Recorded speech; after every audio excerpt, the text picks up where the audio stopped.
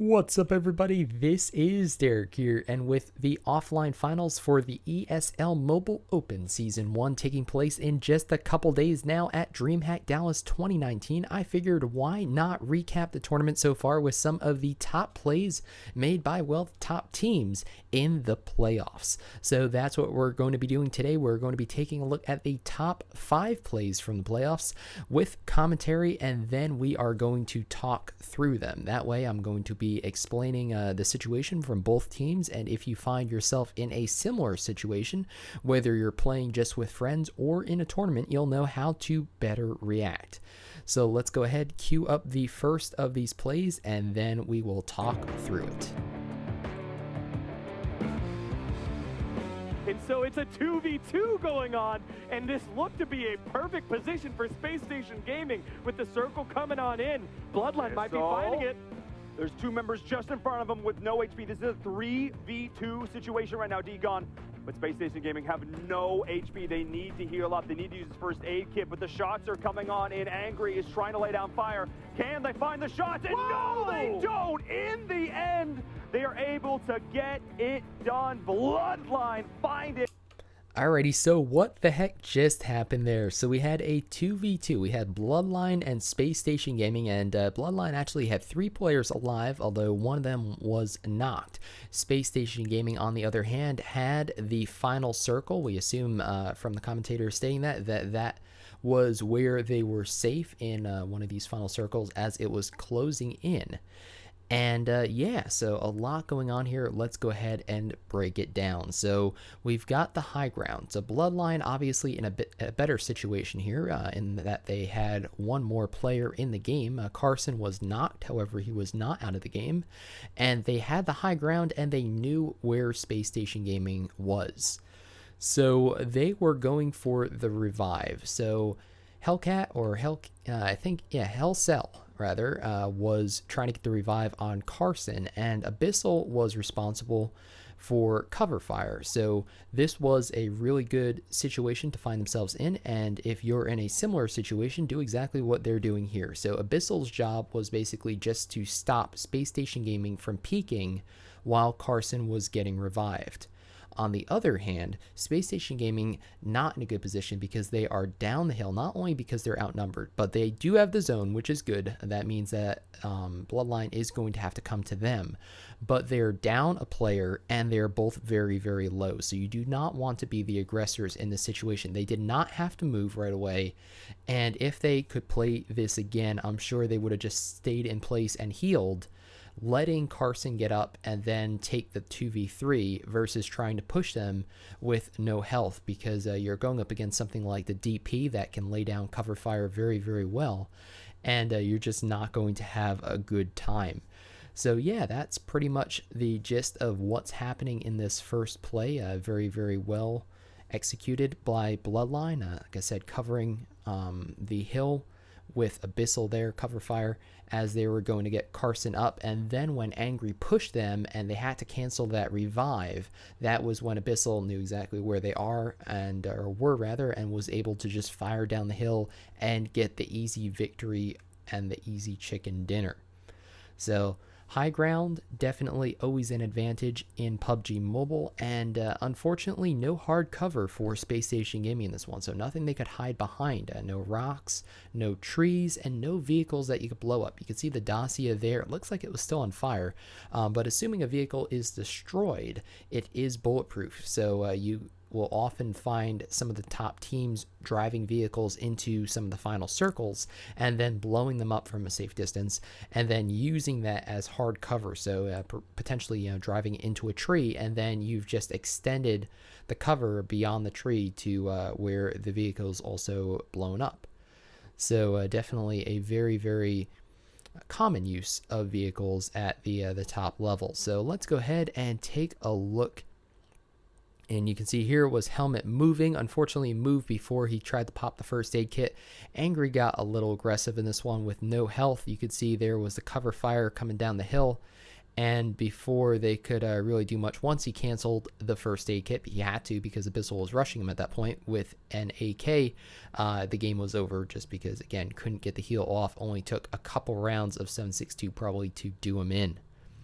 So let's jump on to the fourth tap play, and we'll talk about it after this. Now it's just like one-on-one, and those guys, that guy, for those guys landing his shots, Jason goes down, but Raider starting to back him up. Yeah, Radar from Orion Esports looking around the flank. That guy on the corner finds the shots with the M4, taking out 2 members in an instant. The clutch 2v1 from that guy going off down. Alrighty, so what happened here? This obviously wasn't one of the most ridiculous plays we've ever seen. However, it was a good situational awareness by that guy of those guys, who I certainly enjoyed meeting at the Start Challenge tournament last year. So you can see he gets the nice knock, and he goes for the finish on Jason because, well, there are no teammates around, and with this wall here, he knows that he is safe between the wall and this structure. He knows that he's safe from this direction. Radar can't really even lob a grenade over. I mean, potentially he could, but it's not going to be easy because this is actually multifactory, so very, very popular loot location, because the nade is either going to go over the wall and go too far to really do damage, or it's going to hit the wall and bounce back, or, you know, just not a good situation. So that guy sees Jason, knows that he can get the knock, and he knows he can probably get the finish too, because unless there's another player from Team 17 over in this direction, you know, off screen obviously in this way, who would have a line of sight on that guy, he's safe from anybody all the way, you know, over here. He's protected by the wall. And then he's, like I said, just good situational awareness. He's watching his minimap. He's probably also listening with good headphones. And here's Radar coming up. And yeah, once you're vaulting over a wall, you are exposed. So you can see here, he starts the vault. That guy peeks to the left and is able to get an easy knock, not even one shot on him there. And that's just because if you use that vault mechanic, you can see it right there. That leaves you vulnerable. You can't do anything during that animation. It leaves you vulnerable for like a half second or so afterwards before you can actually move. And if somebody has a line of sight on you like that, you are dead. So what could he have done instead? Well, he could have tried to, so that guy knew where he was because he was close enough to hear the footprints. So he could have either tried to, you know, smoke first and then move. And if you're going to be clearing one of these walls, what you want to do is you actually want to just get a running start and jump over it. So you have to be a little careful. This is where you can actually glitch and get stuck. Their old video on my channel, probably 9 months old or 10 months old at this point, where you can actually get stuck there, which is kind of funny. But if you're at a lower area like here, you can actually get a running start and just jump over and avoid that vault animation and then turn and shoot right away. So that's one way you could, or you could throw like a distraction smoke. So you could smoke over here and try to get, you know, him distracted enough, or smoke and then move in that direction, or just try to jump and toss a nade over the wall. I don't know, there are a number of ways, or just retreat, because once your teammate was already thirsted and dead, you're not really going to get anything by trying to take on somebody who knows exactly where you are. So perhaps the best course of action would have been just to retreat behind one of these crates and try to find a more favorable angle of engagement. Looking around the flank, that guy on the So corner again, finds you the can shot see with the M4. easy victory there for that guy of those guys. So let's go to 3 now and see what we've got going on. Down means you're gonna be able to thirst for that kill. All 3 members are pushing on him, but there's only 1 member up against all 3. They're charging in. They realize they got the down. Go, go, go, says the comms right now, as all 3 bodies are going up the stairs, hip firing, and gonna be trying to pick up these shots, pick up the kills, and they're gonna be able to do just that. Only 1 member alive, trying to pick up the team, but they see them across the way. Can they get the shots? Yes, they do. That is Tactical Under Fire, taking down the Wonder Boys. Alrighty, so Tactical Under Fire there with some solid strategy. So this looks, I'm not sure where this is, Severny I think, but wherever it is, you can see there's a lot of strategy here. So first off, they are outside, they get a knock. Most likely, let's see if it's still in the kill feed. No, it was not. So most likely it was a nade, I would think. But however they got this guy down, once you knock a player and you know that you're outnumbering, that is a good time to rush, because this guy has to make a decision. He has to either revive his teammate, jump out of the building and run away, or engage you. And if he's engaging you, you have the numbers advantage. If he's reviving his teammate, he's going to get caught off guard. And if he's running away, well, then you get an easy finish on his teammate. So lose, lose, lose in that situation. Now, when you are rushing a building like this, I really like this strategy. You have 3 players, 2 of them go up right away. You can see this guy looking to the right, trying to clear, trying to kill the down guy. But definitely look in different directions in case there's somebody hiding in a corner. And if you have 3 people, 1 person should stay back. That way, if these guys both get mowed down, this person can either revive them on the stairs or throw smokes, or just run away and play for position or whatever. You can see this is early in a match, 14 teams still alive. You do not want to go out this early because there are a lot of points at stake. And yeah, I really like the strategy. 3 players, like I said, 2 rush in, back each other up, check those corners for any campers, and then the 3rd guy just stay back a little bit longer until these people clear this first room and are starting to clear the second room. Then you can go in, because right now, if everyone runs in together, if there's a camper, you could get taken out. If there's a nade, it could take out everybody, and that is not a position you want to be in. So, and you can see once they get the finish, they get the second knock on one of those guys, they get the finish, and then they'd already knocked somebody over in the other building. And then again, this is just situational awareness, once again knowing that there's 1 more member of Team 19 still alive, still up, and is probably going to want to revive his teammate. It looks like Team 19 might have been doing a split strategy here, where they may have been defending this compound and they had 2 and 2 in each house, which is generally a good idea. But again, WAC able to get the early squad wipe. So let's jump into 2 and see what it's all about. Whoa, James just drove the car right into Tempo. Yeah, that's another person asking themselves that question right now. How did I find myself here? What the? No, those shots on the switch. Are you 360, turns, snaps, presses twice. That's your face. Get down. Alrighty, I don't think we're going to spend that much time on this one. Honestly, it's one of the less interesting top plays, but we'll still cover it. So you can see here a failed attempt to run over an enemy, and that leads to an easy knock there by Spec. And then he just switches over to the Scar and is able to get a nice shot on a member of Squad 22, just like that. A nice headshot. So you can see no helmet there. That does not help you when you get hit in the head. So either his helmet was destroyed with that shot, which is most likely, or he didn't have one, which would just be awful.